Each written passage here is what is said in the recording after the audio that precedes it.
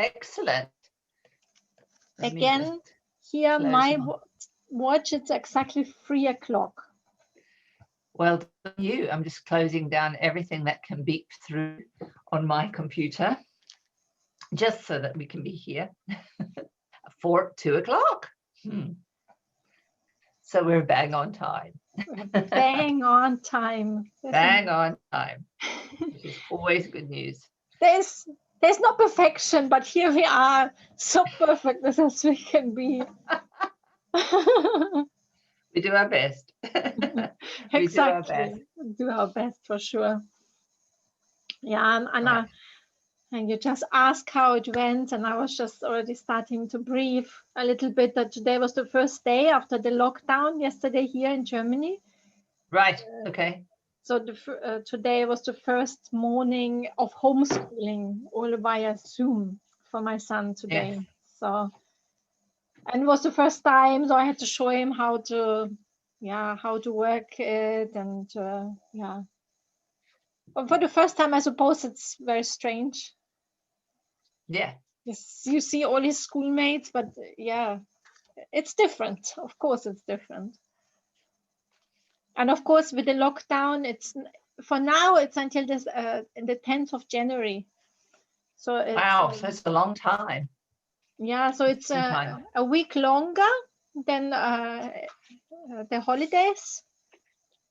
But who knows if it's not going to be even longer. So that's why the teachers, before they go off on Christmas, they try to get them a little bit introduced to this whole Zoom and online schooling system, because I think it might maybe even be even longer in the new year. Let's see. Well, until numbers are up and down, I think they probably are going to, it's better to keep him at home, although that's not great really for socializing. You know, that in person is always, the energy is so much different, you know. You are different, and there is something about being with your mates in the physicality. Yeah, but you said that he's close to his friend nearby. So how are you organizing that in the sense of your ability to mix households? Is he going to be able to see his friend? Well, they are in contact with WhatsApp, and he really like just lives down the road. So let's see whether they're going to meet. But still, due to COVID, and he has got so many younger brothers and sisters. It's a family of 6, I think. Right. Yeah. So let's see how possible it's going to be to see each other. Yeah. I think that's the hardest thing for the children. I mean, they're 11 and a half, 12 years old, and the peers are quite important. Yeah. So this is the hardest thing for the children. Yeah. I mean, I think young kids, as you say, kids still pay more attention to their parents, but as it gets older, you're forming your network group, basically the groups that are going to be there for your lifetime in essence. So the kinds of people you're going to mix with, so they're quite different, and you are definitely more influenced by your peers now rather than your family as such. Although there's that grounding, and you want to make sure the grounding's okay. Peers, there's all sorts of things that go on with changes in the brain. And it's so natural. So natural become more and more important. And I mean, it makes sense. As a good parent, you give them roots, but then you let them go to make their own more and more experiences with their friends, with the school, and developing their own talents and interests and everything. And it becomes more and more loose, and that's natural. That's good. So, and I think that this is the hardest thing as well for the young kids now to be stuck at home. It's all horrible. Yeah, it isn't good. It's very hard for them. But and I guess we just have to go with the flow and know that it one day it will change. It will change one day, and live with that. What do we do now in the moment? Yeah, make the most out of it in the moment. Yeah. And with every day. So yeah, Absolutely. that's all what we can do. Absolutely. And this is also part of weaving the greatest vibration into any circumstances which they happen to be here and now. Not to go in resistance with it, but just feel into it. What is the best what we can do? Spending time with each other, do more cooking, go more for walks. This is also very precious time. Yeah. And, there is something in having so much going out there. Maybe this is a really good reset in the way that, I know that with our phones, who doesn't look at their phone and when a ping comes through, and we're constantly bombarded by information.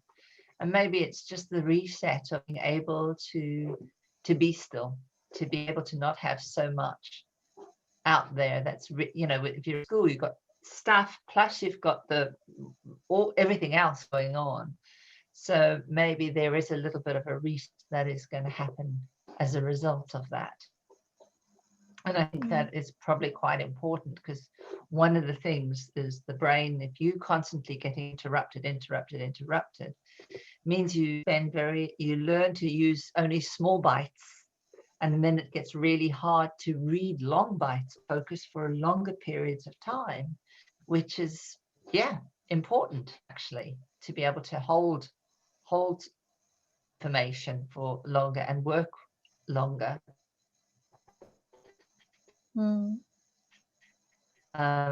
Not necessarily developing that part of the brain. Well, even though I think it actually adds to our technological devices instead of taking away. I mean, taking like the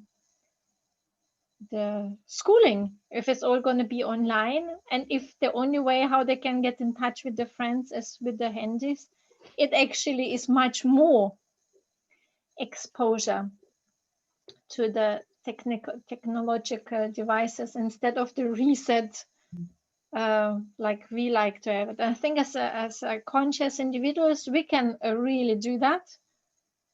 But it's even harder for the young children to even take away their connection points now to the technology.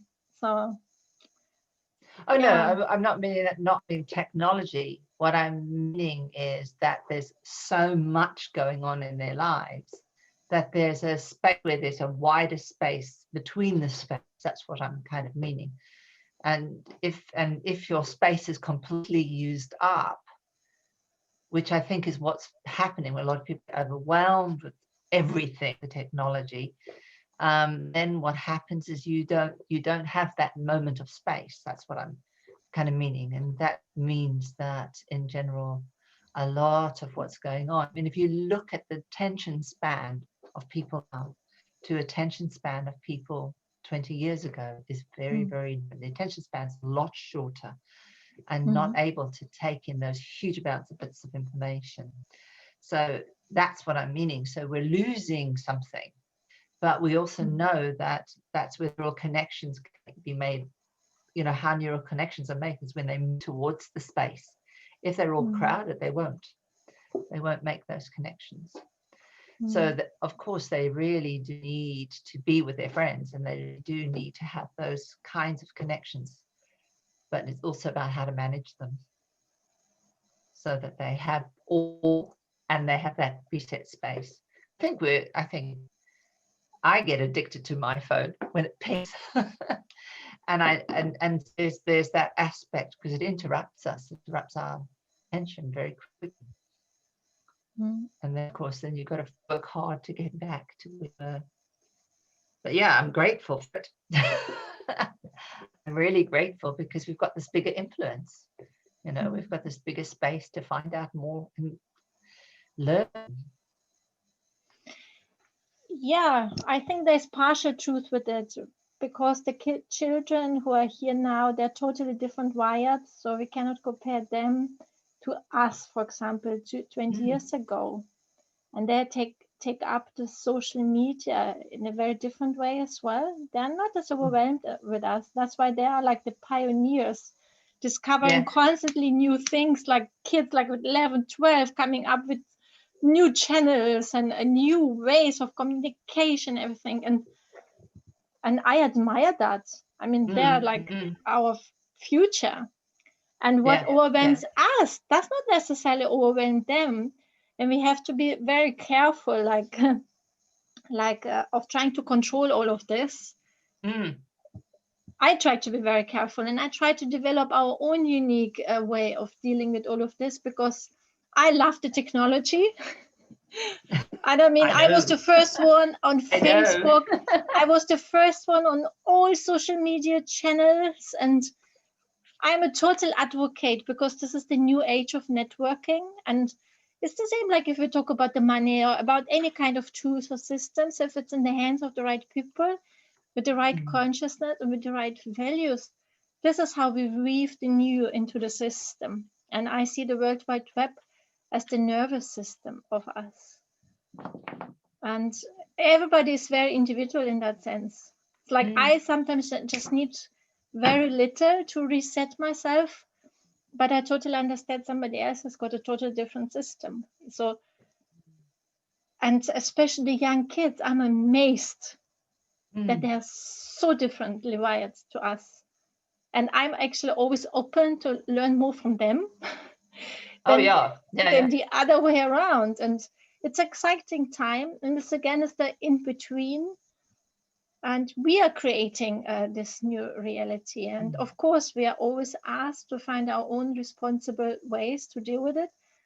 And it could be different for everybody else. It's like, I think the biggest danger is like, it's the human contacts. I don't see so much the challenge of being too much absorbed in the media, because if you absorb good media, it's not harmful. Yeah, it's actually feeding you.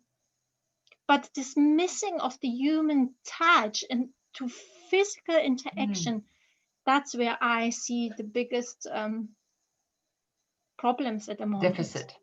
A deficit, yes, a real deficit. And no technology, nothing can make up for that. Because we're humans, we're in the body, we need the body contact, the interaction. Cannot replace that. That's my biggest worry. And it's actually proven that elderly people or people who die the quickest are the ones who are actually missing the social interaction. It's not the COVID or anything else which kills them. It's the lack of social relationship. Yeah. And it's been a really hard time for them. Yes. Because this has mainly been to save them way, because initially they were the ones that had the worst outcome. Yes. And so it's kind of an irony. It's kind of an irony that the people who do need that social contact, do need that in such a big way, because they get lonely, and they're more likely to be alone, because either they're in a home or they're living alone because their kids have grown up or whatever, and they are more likely to be alone. Yes. Well, I'm really proud to say that Andrew's mother is 94, 95 next year. So and she still drives. Wow. She still drives. She's amazing, absolutely amazing. And really, there are people that have amazing genes, and she wanders around and is pretty good. Wow. And she reads the fine print of everything. Let me tell you, everything is read. So it's really interesting to when you look across the board of people of different generations, and how some you just see they're just never gonna, they're always going to be young right here. Yeah. She pretty much, she's looking after her daughter. So her daughters go to her for Christmas lunch because she needed a rest. Okay. so yeah, mother is cooking.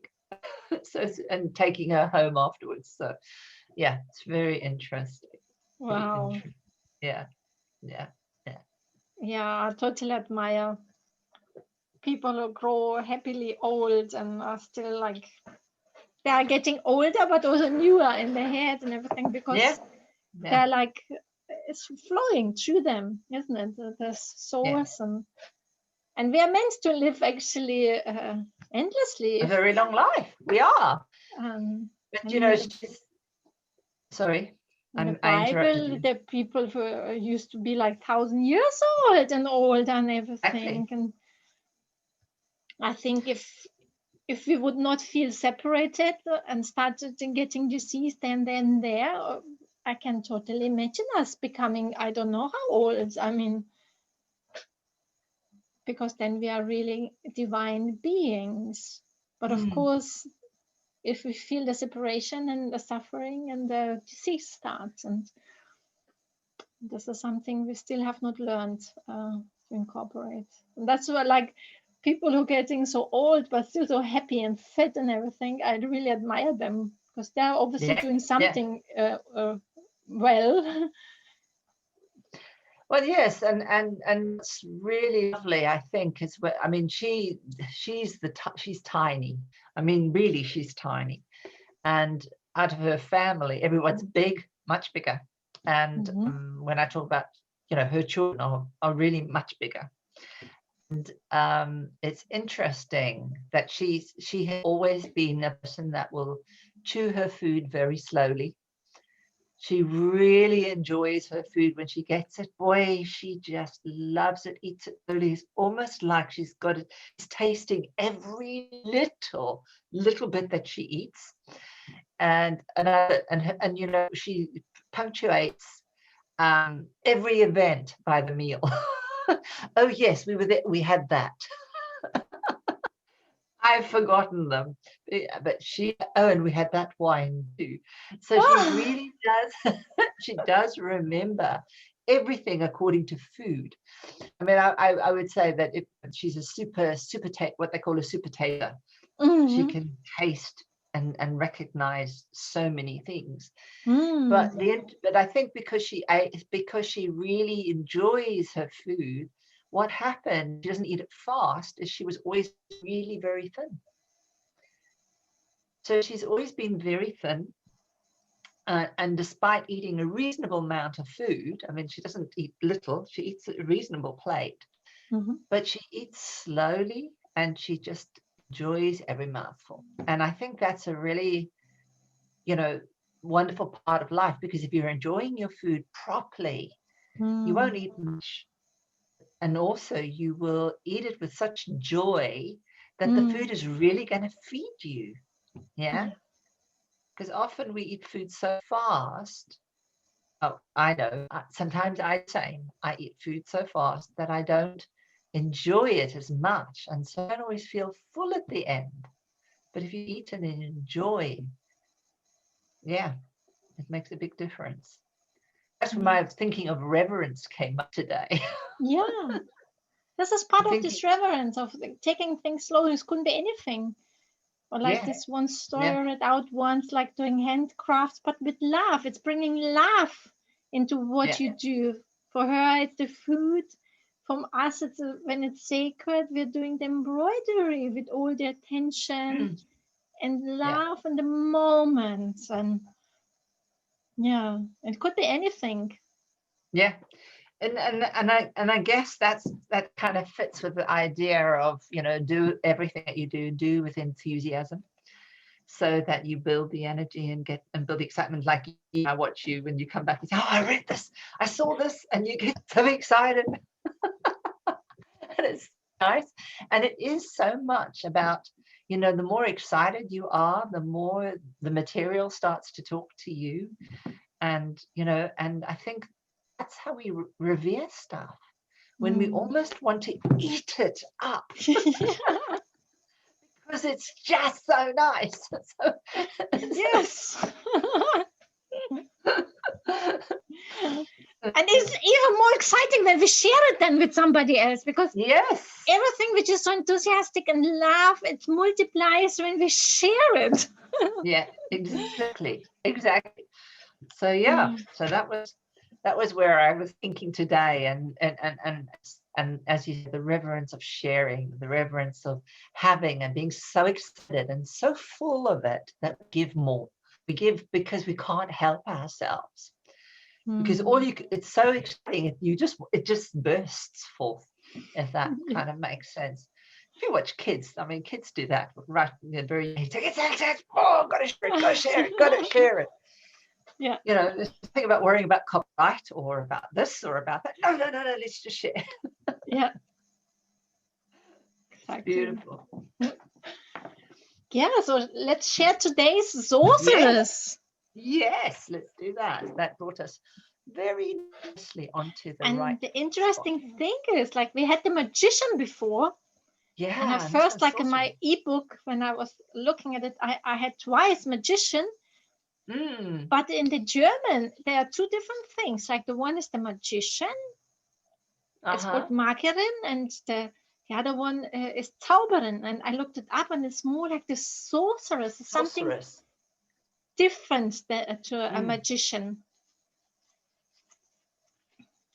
And obviously it's related also to a different circle. So we are going more in the upper realms now with the seventh circle. So what's the direct translation of that, of the one you were talking about? Sorceress. You see, in German it has a different name, a different... Zauberin, yes. Magierin and Zauberin. Magician is Magierin and Zauberin is wizard or sorceress. Now what would be the difference between the two? I would be curious to know. Me too. Yeah. I mean, I'm thinking, when I think about where the sorceress, where the magician sits on the tree, they sit, you know, a very heavy kind of thing. But a sorceress is kind of more a utilization kind of thing for me. That's my thinking, but I'm not sure. Be curious. What's your idea of what you think a sorceress is in comparison? Well, I suppose it's someone who incorporated even more powers within her. Yeah, like. And you've got there, I feel the power in me. Other than the magician is what's the thing that the magician has? I've just got the thing on open. I'll just quickly have a look. So the magician is my inner powers work in me, for me, and through me. Slightly different, isn't it? The other one. This one today is like, I feel the power of fire in me. Yeah. And she stands for destruction and a rebirth. To learn from the repetitive more, I'm feeling mistakes. it emanating out, isn't it? It's more like I'm feeling it and it's radiating out. Well, she stands for all the powers, destruction and rebirth. So she completes something like the magician more creates magic with what is available in this realm.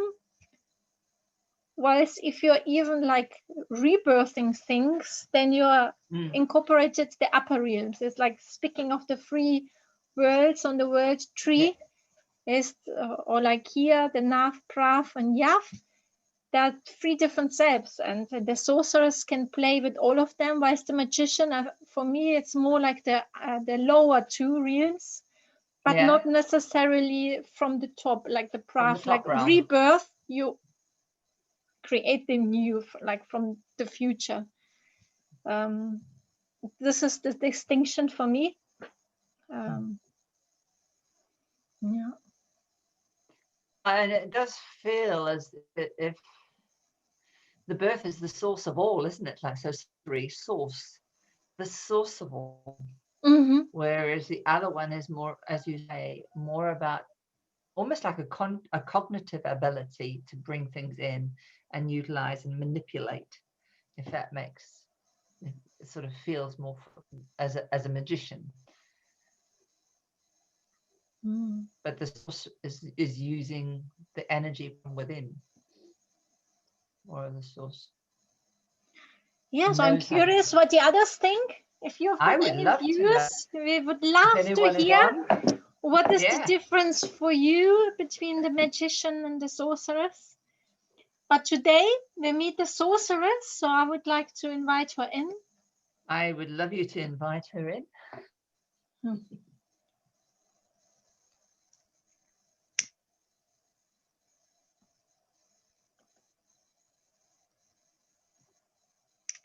And it's already the 21st day. No. And we can see it on the candle, which has started full and only little is left. Yeah. You ready? So, may all beings have happiness and the cause of happiness. May all beings remain free from suffering and the causes of suffering. May all beings remain connected to sacred joy and happiness that is totally free from sorrow. May all beings come to rest in a feeling of security and peace. May all beings be happy, content, and fulfilled. And so it is.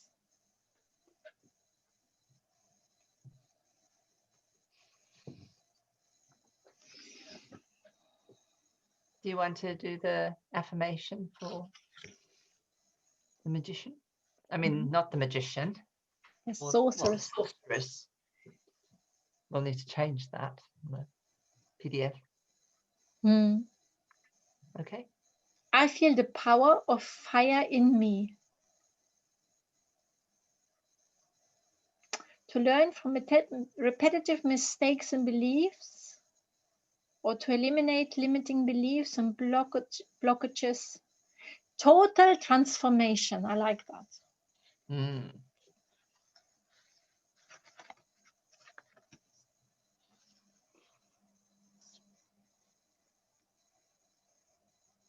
So it from the wording, it feels like it's an inside out job rather than an outside in job. Yes, that's how I feel the fire in me. It's totally an inside job.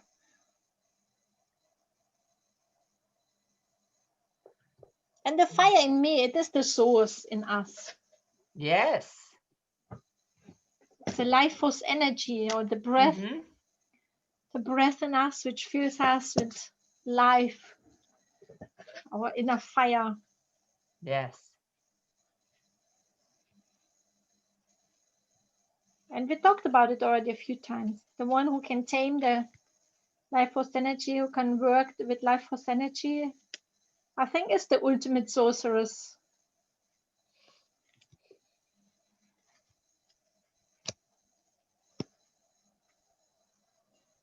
Would you like to start with your tarot card? Yeah, what I'm just doing is I'm just going to get the aura, because I was just waiting for it to work. But while I wait for the aura to come up, let me just do the tarot. I was busy while we were doing that earlier on.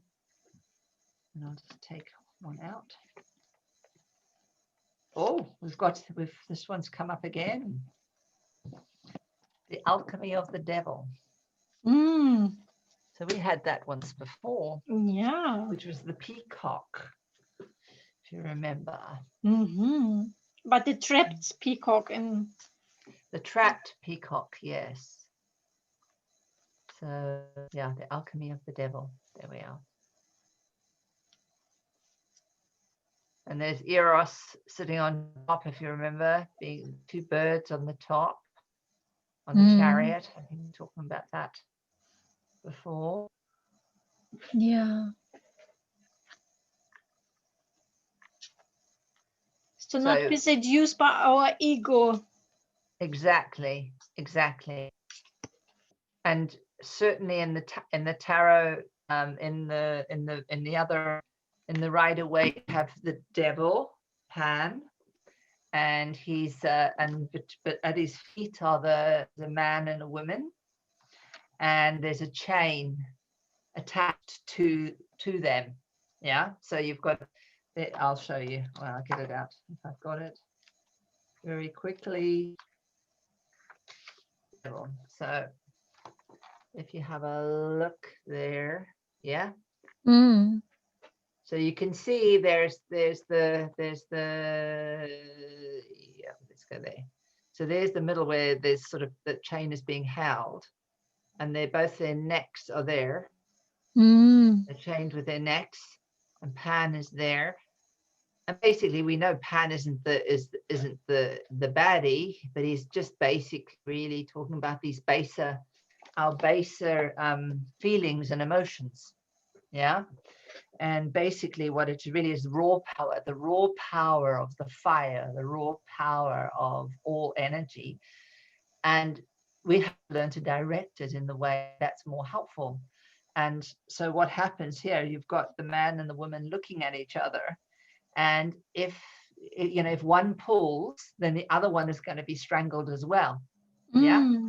So it's in the Jewish religion, they've got a story where they talk about hell. Hell is where everybody is like sitting at a table where everybody has this long spoon, and basically everybody is trying to feed themselves. Oh, that's a story I've been telling on my YouTube channel as well. Yes. All right. Yeah. It's called Heaven and Hell. Heaven and Hell. Yes. So it's kind of like the same thing. It's about really being aware of the other. So when you're chained to, when you don't pay attention, you're too much in your feminine and not enough usage of your masculine gets strangled. But you also get strangled too eventually, because you need to be working in balance and harmony.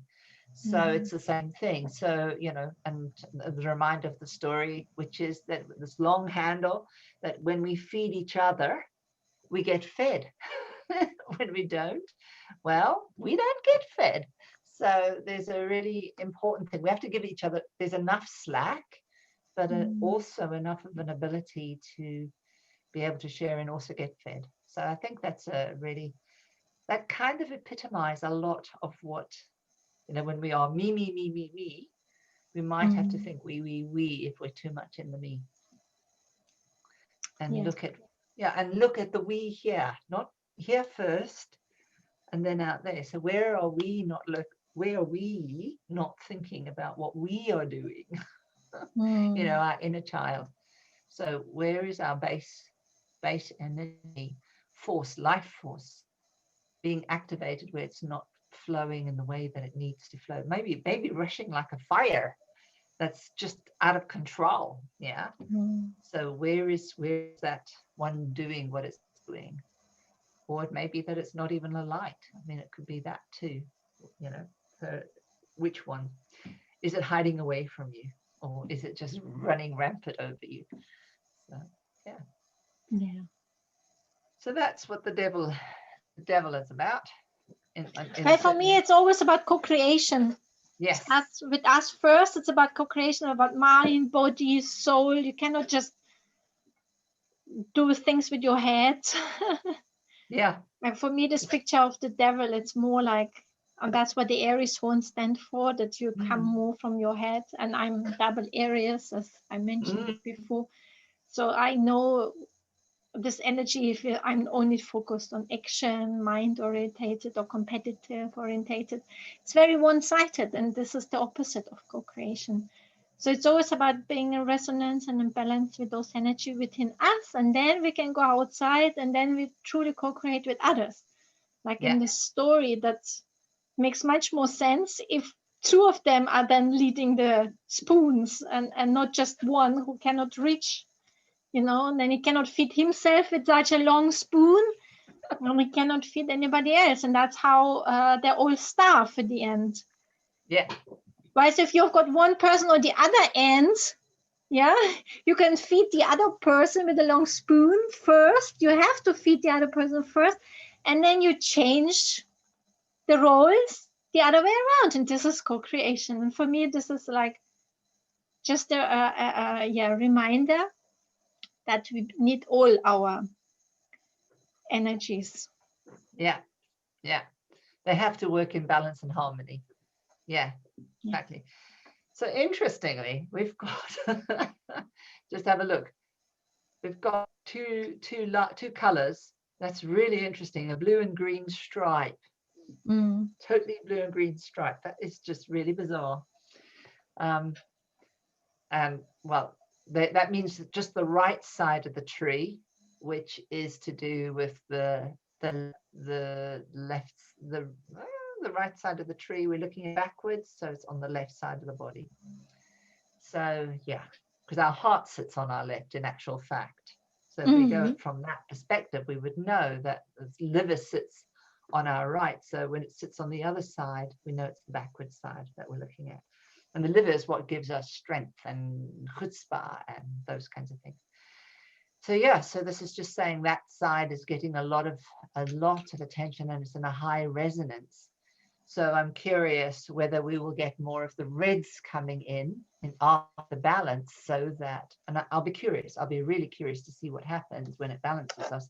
Will it bring more reds in so that we get that balance coming in? Let's be curious. Let's see. I wonder what will happen. Let's see. I think it will change once we start embroidering, because for me, embroidering isn't really starting to bringing those energy into existence and manifestation. Whereas when we just talk about them, it still stays in one area, one realm, one realm. So I quickly draw a card in the room, and then we can start embroidering. Also looking at the time. Well, I can embroider while you do that now. Yeah, exactly. Go ahead. Mountain. You can start already. We had the Holy Mountain before. Yes. Haven't we? We did. Talked about going up to the top of the mountain. Yeah. About the mastership. Yeah. The mastership. Which a sorceress is. And the rune for today, the sorceress, is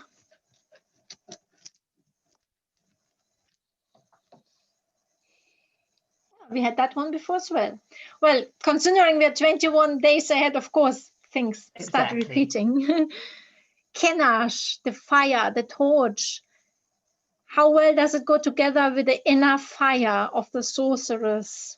This is what Kenash stands for enlightenment, for new insights, bringing light into the dark. Also very aligned with the upcoming winter solstice, where we also at the darkest night, we are birthing the light. Yeah, so Kenash, the holy mountain. Very nice.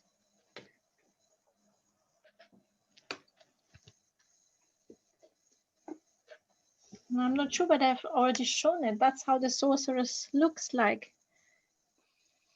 Almost, what's the other one? The creatrix. Almost very similar to the creatrix, isn't it? True. Only that the creatrix has got like the half moons around. Yeah. And those ones are open. They're like the algae runes. Again, yet again. Open on the outside to receive what's coming from the outside and draw it inside. And I think this is the sorceress, what we talked about earlier. She knows how to use all elements, all energies, and knows how to make magic with them. Yeah. Whereas if I don't know if you remember, the magician has got 4 squares around. They're closed squares, so that's also, I think, like, which shows that she's more like building the foundation on the lower realms, like the under and middle worlds.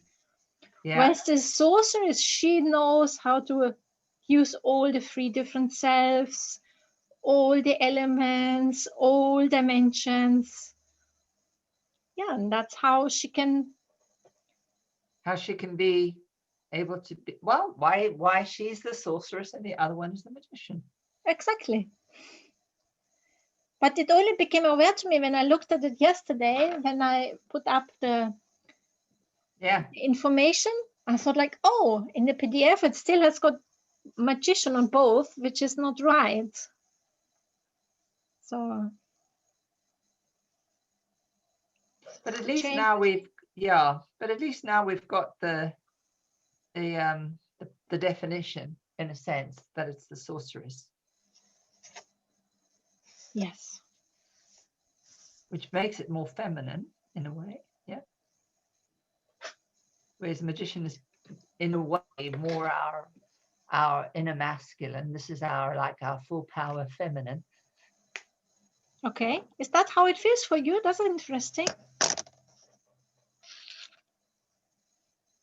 I didn't quite feel them into a gender role yet. Well, more force, I suppose, if you think about it, not as gender, but as more force and flow. Mm-hmm. Then for me, that's what that feels like, more force and flow. Okay, force and flow. I feel into that. I think for me, the sorceress, because she can play with it all. She's also outside of duality in a way.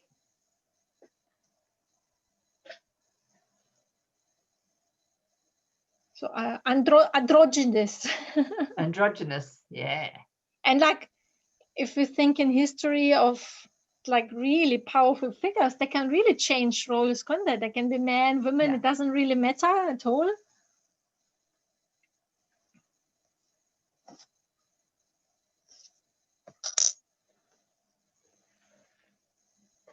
And the whole life is a theater stage, isn't it?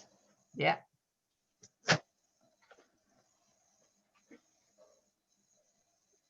And then just change roles, however it's most fitting. Most fitting, thank you.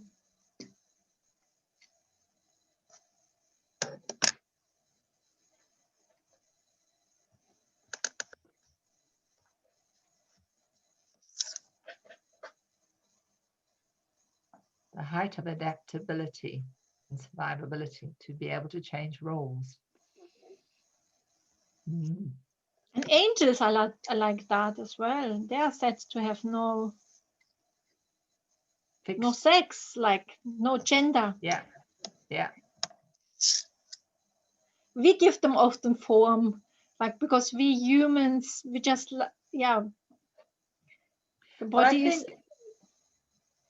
in a separate self. I think they're in that form because they arrive so that we don't get frightened of them and that we can understand them. So we try and make sense of the energy. For example, we do symbolic language. So the moment you ask, where is something in your body? What does it look like? What does it feel like? You're automatically giving it, putting it into some form of category in some way. So that you can develop a relationship with it.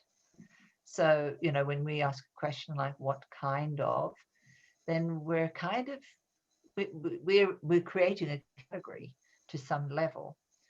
And so if we can then, if it's based on something we know, then we're less probably likely to be scared of it. Is my thinking. I mean, I think the reason when I had my visualization of God coming down this huge, big golden staircase when I was a child was because I had an idea that it was male, but if it could have equally been something else, but that's how I knew God to be, and I would not have believed anything else, I think, because I was only 7, but I had an idea of what God was and seen pictures in my Bible. So, I think then if something's going to come down in that essence, it's going to show you in a way you can understand. Yes. because we give it form and meaning in our body, in our bodies. But that's why metaphors are so potent. And that's what we are doing here. We're giving form and a shape to divine energies. Exactly. Yeah, just to make sense of it, because like we said before, it's about co-creation between mind, body, and soul. And the mind needs to have a logical shape or construction or form. Otherwise, we cannot grasp it. And we have been given the mind. Why don't use it? Yeah, but in a responsible way. Yeah.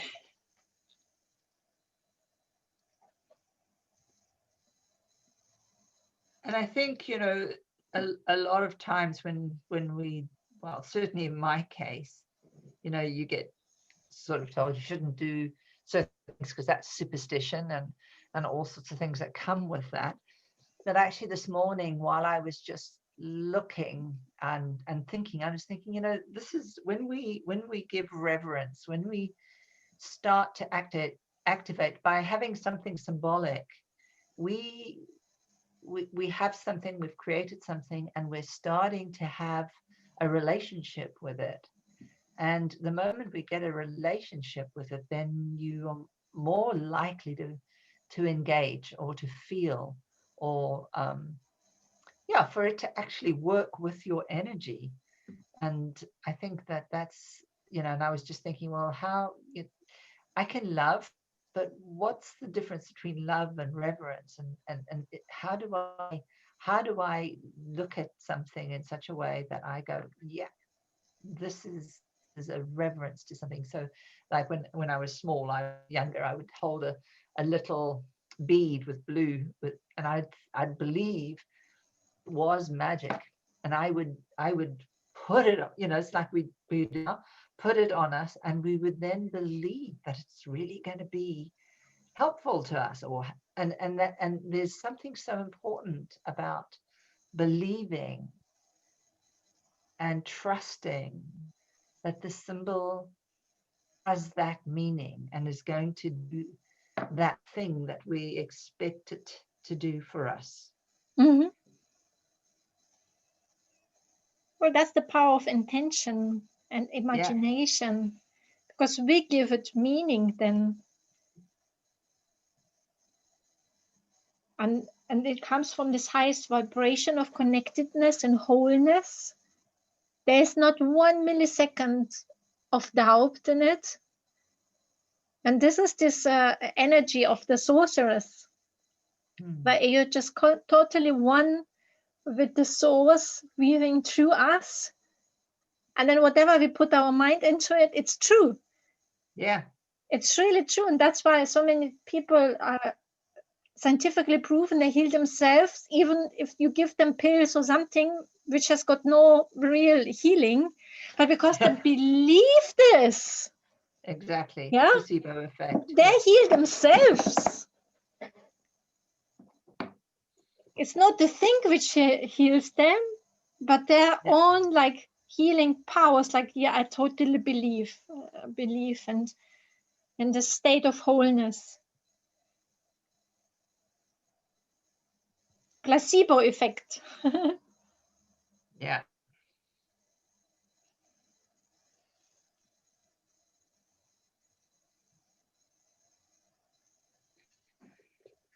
It is very powerful. And of course, children, they're much easier in those states. We had it before as well, the beginner's mind, where you're really in those theta waves. Theta waves are the big, like the highest waves, like vibration in the universe. Mm-hmm. And it is then the reality if you are in those states. Of course, it's real.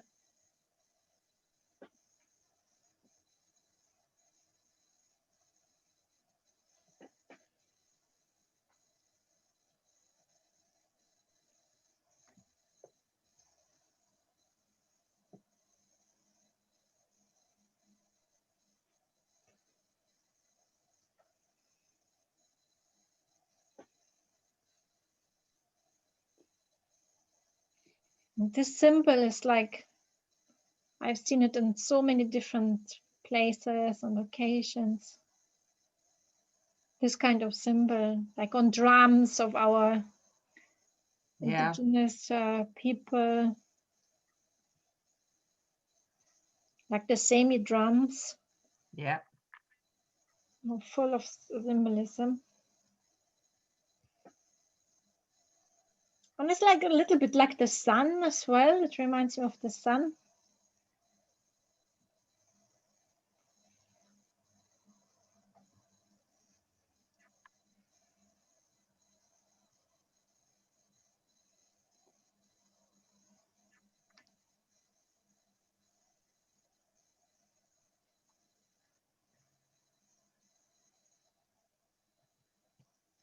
And speaking of the sorceress, I just sent you earlier on an article from the Resonance Foundation. There's a course, yes.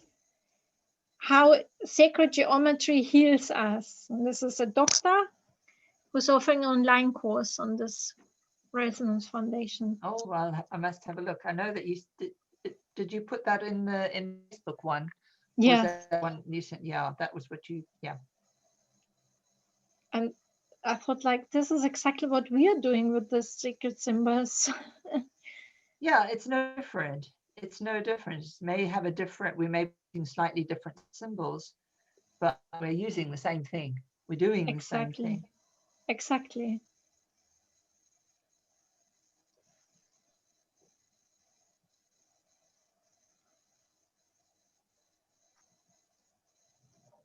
Mm.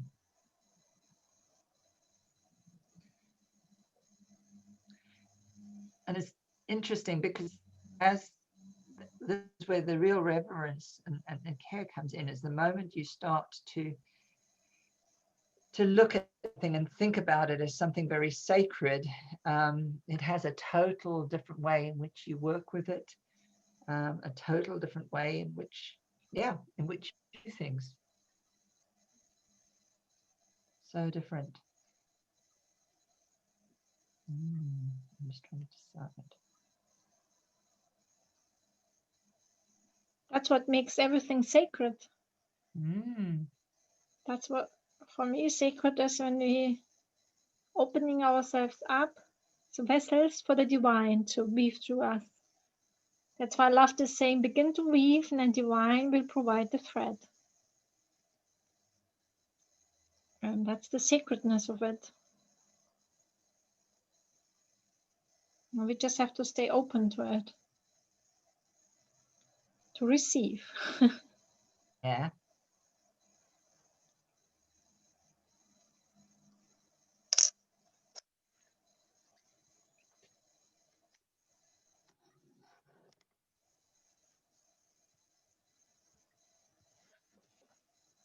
Mm.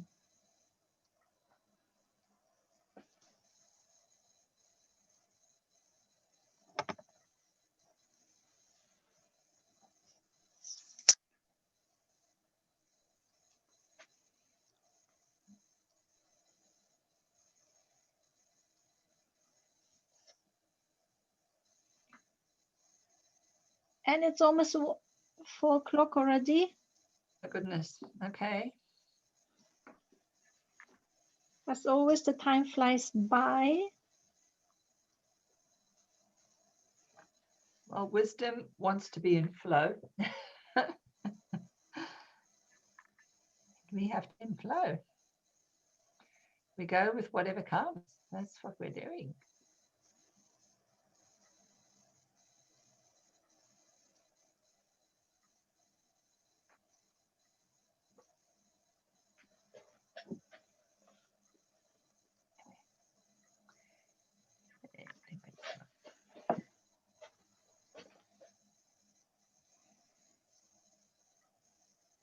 Mm.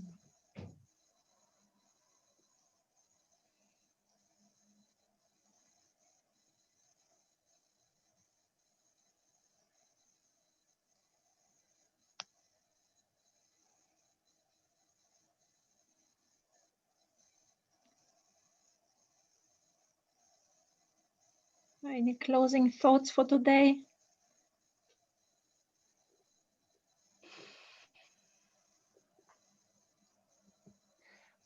Everything is within you. Everything is within you. Everything is within. All the resources are within you. Or everything that you need is within you. Mm.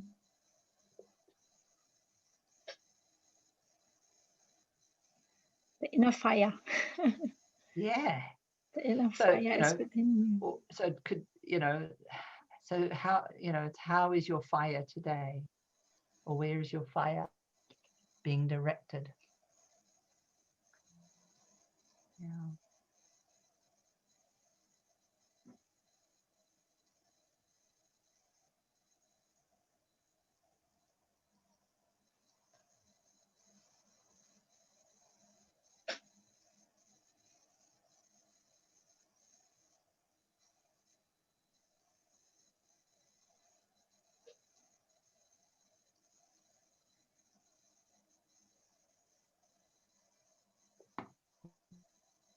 Mm. Let me get it.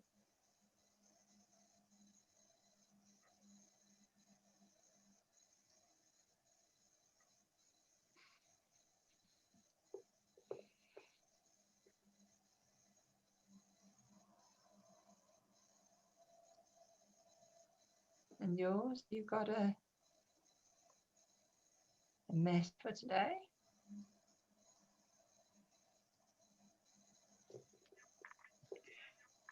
Well, we are all sorceress. Sorceress.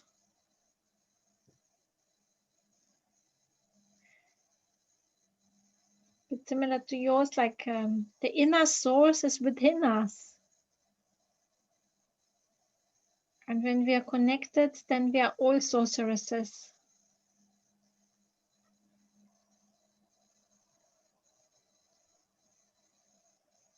Nice.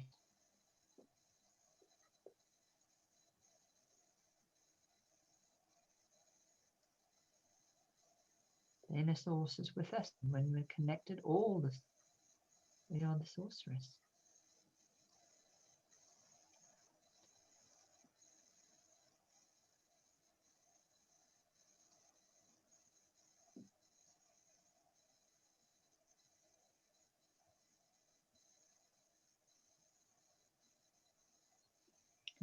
Very nice. Okay, interesting. So what has happened is it has become lighter. But look here. It is more yellow, light yellow that's there. So, and then it's got a red, orangey there, a bit of blue, purple at the top. So there's more purple, not blue. It looks blue on the screen, but it's purple. So you've probably seen the deeper hues of the purple. But yeah, that's what I was wondering. Were we going to bring in more of the upward energy rather than the downward energy? So the blue is very much sort of the throat and this sort of area. So it needed balance. So balancing, bringing up from the source. Oh, I don't think oh, bugger. I think I didn't do a photograph of the last one. Damn. Oh, I think I didn't do a photograph. Oh. Nope, I forgot to do a photograph. But I will remember. Yeah. Not the end of the world. I also remember it was blue and green. It was blue and green. So the green on the left-hand side and the blue was on the right. Yeah, the middle and the right. Yeah.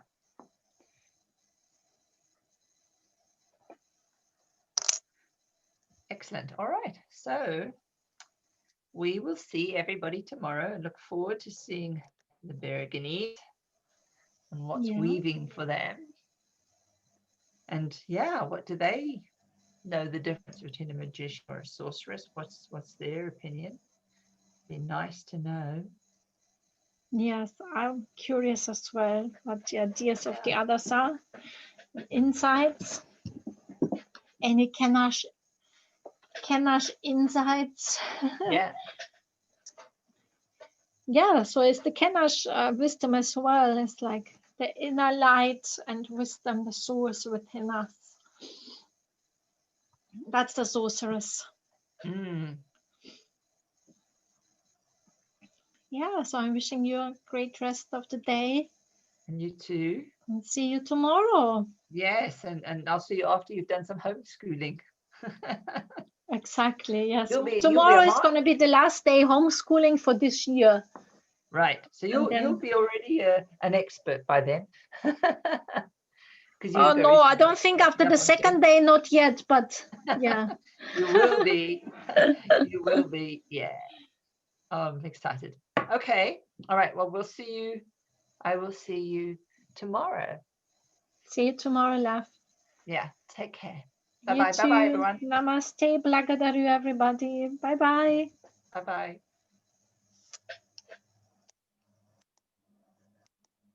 Excellent.